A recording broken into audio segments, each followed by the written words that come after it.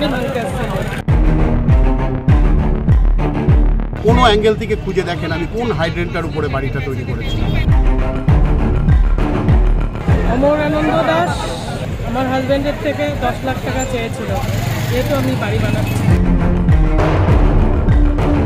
উনি বলেছেন যে আমি ওনার থেকে 10 লাখ টাকা চেয়েছি, সেই 10 লাখ টাকা দেয় নাই বলে আমি এটা কমপ্লেন করেছি।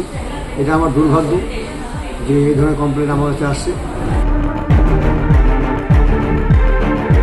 আমি তো কোনো বেআইনি কিছু করছি না, আমি কেন 10 লক্ষ টাকা দেব?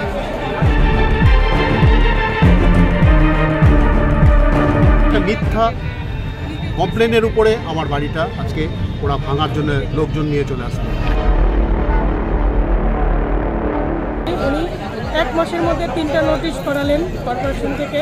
নোটিশ করায় কোর্ট কেস দিলেন হাইকোর্টে, যাতে বাড়িটা ভাঙা হয়।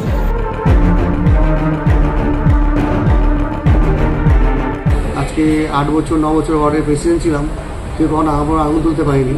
কারণ কাউন্সিলর হওয়ার পরে মানুষ এ ধরনের কথা বলবে, এটা খুব দুঃখজনক ব্যাপার।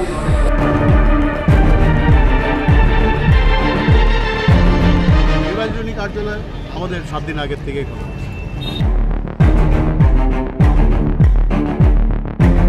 কাউন্সিলর 10 লক্ষ টাকা চেয়েছিলেন, উনি দিতে না করেছেন, তাই জন্য উনি বলছে আমি যেভাবে হোক তোমার বিল্ডিং ভাঙাই ছাড়বো। যদি সৌমিত্র দেবনাথের বউ প্রমাণ করতে পারে খুব ভালো, আর নানা প্রমাণ করতে হবে, নাহলে আমাকে আদালতে ঘাসতে হতে হবে। জবরদস্তি অবৈধ নির্মাণ বলছে।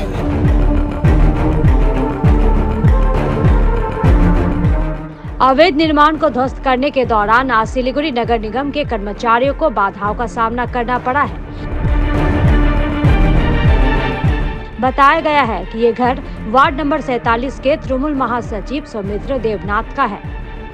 अवैध निर्माण को ध्वस्त करने के दौरान निगम कर्मियों को बाधाओं का सामना करना पड़ा। दरअसल सिलीगुड़ी नगर निगम शुक्रवार को सिलीगुड़ी के वार्ड नंबर 47 के पत्ती कॉलोनी में एक घर में अवैध निर्माण को तोड़ने गए थे। बताया गया है कि वह घर वार्ड नंबर 47 के तृणमूल महासचिव सौमित्र देवनाथ का है। इससे पहले उन्हें नोटिस भी दिया गया था। उस मकान के नीचे तृणमूल का चुनाव कार्यालय भी है। घर मालिक ने बताया कि वार्ड में कई घर सरकारी जमीन पर है। साजिश के तहत उनके और कुछ अन्य लोगों का घर तोड़ा जा रहा है। वहीं कुछ लोगों ने वार्ड पार्षद की भूमिका पर भी सवाल उठाया है। बाद में सब एसडीओ को मौके पर बुलाया गया, जिसके बाद निगम के इंजीनियर एसडीओ के कार्यालय पहुंचे, जहां पूरे विषय पर चर्चा की गई। आज अवैध निर्माण नहीं तोड़ा गया। অমর আনন্দ দাস আমার হাজব্যান্ডের থেকে 10 লাখ টাকা চেয়েছিল, যেহেতু আমি বাড়ি বানাচ্ছি। উনি বলছে আমি তো কোনো বেআইনি কিছু করছি না, আমি কেন 10 লক্ষ টাকা দেব? সামান্য কিছু হেল্প চাইলে কিছু করে দিতে বললে করব, কারণ আমার হাজব্যান্ড সমস্ত কাজ ওনার করে দিচ্ছে। আমার হাজব্যান্ড যেহেতু একজন ডেকোরেটর, উনি ওনার যত কাজ সব করেছে, তার পয়সা উনি দেন না, ঠিক আছে, তারপরেও 10 লক্ষ টাকা দিয়ে বসে আছে। উনি দিতে যেহেতু রাজি হন নাই, তাই উনি 1 মাসের মধ্যে 3টা নোটিশ করালেন কর্পোরেশন থেকে। নোটিশ করায় কোর্ট কেস দিলেন হাইকোর্টে, যাতে বাড়িটা ভাঙা হয়। মানে কর্পোরেশন থেকে বাড়ি ভাঙতে আসছিল। আচ্ছা। আর উনি আজকে সকালবেলা থাইল্যান্ড ঘুরতে গেলেন, সব জেনে শুনে সব কিছু করে আজকে আমাদের কাউন্সিলর মানে যে রক্ষক হয়ে এসেছিল সে ভক্ষক হয়ে আজকে থাইল্যান্ড গিয়েছে। এটা আমার হাজব্যান্ড একজন পার্টির জিএস না, এটা তো আগে থেকে পার্টি অফিস লাগানো ছিল, এর নিচে পার্টি অফিস ছিল, উপরেরটা করা হয়েছে, এটা তো আগের বাড়ি।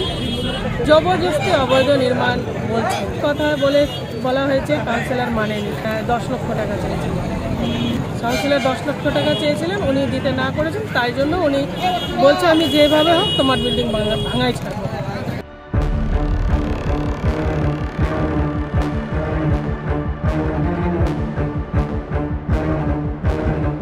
হাইড্রেন্টের উপরে বাড়ি করেছি। আপনারা কোনোদিন কোনো অ্যাঙ্গেল থেকে খুঁজে দেখেন আমি কোন হাইড্রেন্টার উপরে বাড়িটা তৈরি করেছি।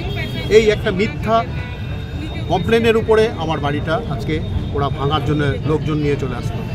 কর্পোরেশনের লোক আছে, এই আশেপাশেই আছে সব। নির্বাচনী কার্যালয় আমাদের 7 দিন আগের থেকে খোলা। इधर मेयर गौतम देव ने कहा कि मामले पर चर्चा की जाएगी, नियम के तहत कार्य किया जाएगा।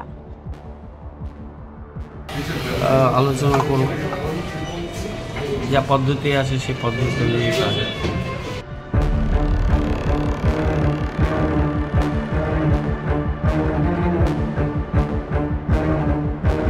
দেখুন, আমি যেহেতু শিলিগুড়িতে নাই, আমি শিলিগুড়ির বাইরে আজকে 3 দিন হলো।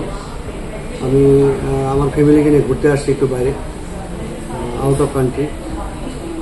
ঘটনা হচ্ছে, আপনাদের মাধ্যমে জানতে পারছি আমি এখন যে শিলিগুড়িতে 47 নম্বর ওয়ার্ডে 3 নম্বর রাস্তায় সুমিত দেবনাথের বিল্ডিংটা ভাঙা হচ্ছে। দেখুন, সুমিত দেবের বিল্ডিং নিয়ে আমার পাশের বাড়ির শ্যামল মণ্ডল সম্ভবত উনি একটা আমাকে 5-6 মাস আগে লিখিত কমপ্লেন করেছিল। কমপ্লেন করার পরে তারপরে আমি ওটা সুমিত দেবকে জানাই এবং এসে বসার জন্য ওনাকে অনুরোধ করি। উনি এটা নিয়ে বসেনি। আমরা ওয়ার্ড কমিটিগতভাবে ওনাকে বলেছিলাম যে এসে বসার জন্য এটা কী পাশাপাশি খেতে আছে মীমাংসা করা হোক। উনি বসেনি এবং তারপরে ব্যাপারটা আমি জানি না। তারপর কিছুদিন জানতে পারলাম এটা কর্পোরেশন থেকে নোটিশ করা হয়েছে 3 বার। তারপরে জানতে পারলাম এটা কোর্ট কেস। যখন কোর্ট কেস হওয়ার পরেও আমি সুমিত দেবনাথকে ব্যক্তিগতভাবে এবং তারপরে অনেকের মাধ্যমেও চেয়েছিলাম যে এটা বসে মিটে যাওয়ার জন্য, কিন্তু সুমিত দেবনাথ আমি 4 থেকে 5 বার ফোন করার পর উনি আসেনি। জানি না কেন উনি আসছে না, কেন বসছে না, উনি বসেনি এটা নিয়ে। আজকে জানতে পারলাম যে ভাঙানি হচ্ছে এবং সেখানে আমার নাম উঠে আসছে। এটা দুর্ভাগ্যজনক আমার যে আমার নাম আসছে, আমি এটা নিয়ে করাচ্ছি। ঠিক আছে, দেখুন, প্রথম কথা হচ্ছে যে আমি একটা কথা পরিষ্কার বলতে চাই, 47 নম্বর ওয়ার্ডে ম্যাক্সিমাম জমি রেলের জমি, ফেসল্যান্ড জমি। ঠিক আছে, আজকে রেলের জমিতে যারা বসবাস করছে 30 বছর 40 বছর 50 বছর যারা বসবাস করছে, সেই জমিগুলো কিন্তু কিছুটা পাট্টা দিয়েছে আপনার তখনকার বামপন্থী সরকার থাকাকালীন পার্টিকুলার কিছুটা অংশ পাট্টা হয়েছে। বাকিবাদ অনেক অংশই শিলিগুড়িতে 47 নম্বর ওয়ার্ডে যেগুলো পাট্টা হয়নি। অলরেডি আমাদের মাননীয় মুখ্যমন্ত্রী এবং মাননীয় মুখ্যমন্ত্রী নির্দেশ দিয়েছে এবং মাননীয় আমাদের মহানগরী গৌতম দেব মহাশয় অলরেডি একটা অ্যাপিলও করেছেন মুখ্যমন্ত্রীর কাছে 47টা ওয়ার্ডে যেন পাট্টা হয় এবং যেগুলো রেলের জমি পড়ে আছে, এই জমিগুলো রেলের কোনো কাজের না, বহুদিন যেমন মানুষ বসবাস করছে সেগুলো পাট্টা দেওয়া হোক এবং সেটা নিয়ে আমরা কাজও করছি।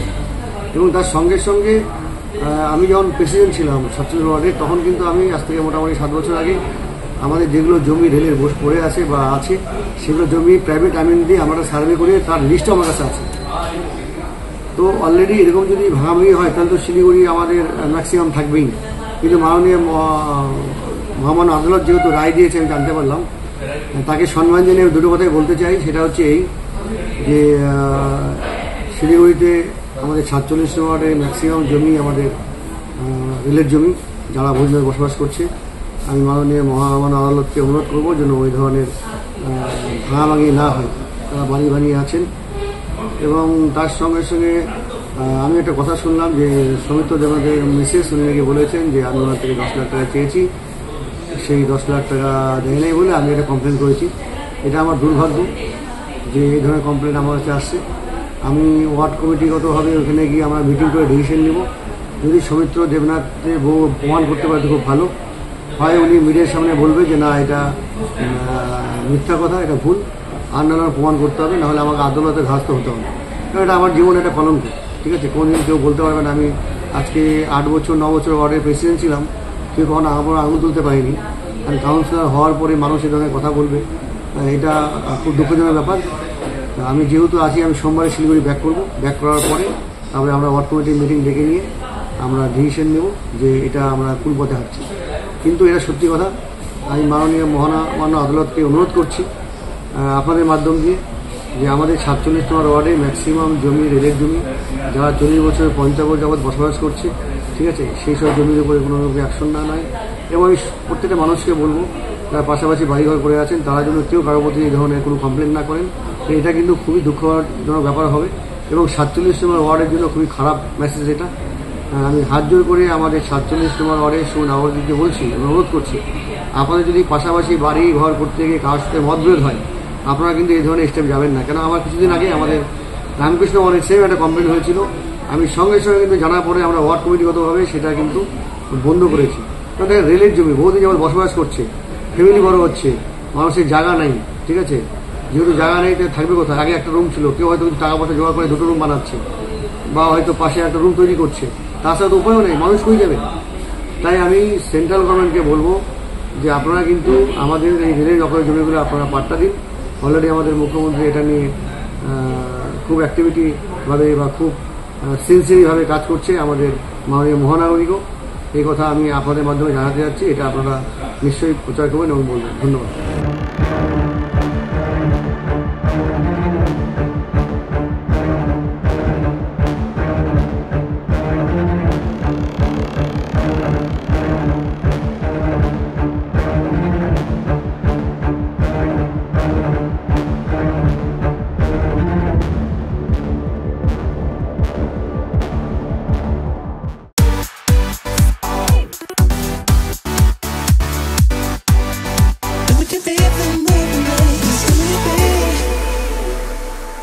पचास 50,000 लोगों को अपनी मंजिल से है जोड़ा और नई उत्साह के साथ आए हैं फिर से थामने आपका हाथ। श्री शांति होंडा।